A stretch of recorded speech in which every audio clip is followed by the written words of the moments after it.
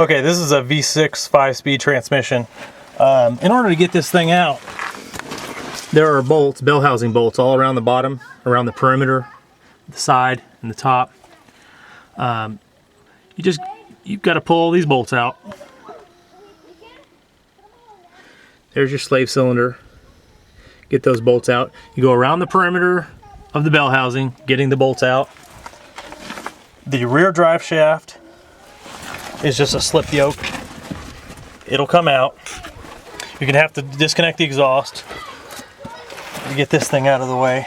And just unbolt this rear cross member right here that runs underneath this thing. There's 4 bolts on each side. 4 here, 4 there. Get your speedo cable right here out.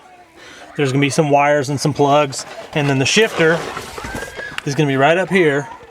You can pull your shift boot loose from inside, and there's gonna be a couple, probably 10mm bolts right up in here. You pull those out, you pull the shifter up inside the car. Do that first. Pull the shifter up inside the car, and the tranny will drop right out, man. Put a floor jack under it.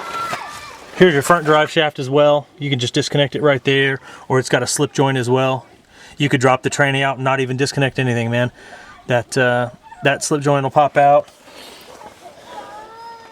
Pull your rear drive shaft loose. You may have to unbolt the carrier bearing there to get this rear drive shaft loose. You might have to unbolt it at the rear back there from the rear axle. But, you know, unbolt the drive shafts, or at least the rear drive shaft, and some bolts on some cross members, and all these bolts up around the bell housing right here, up around, and this thing will come right out.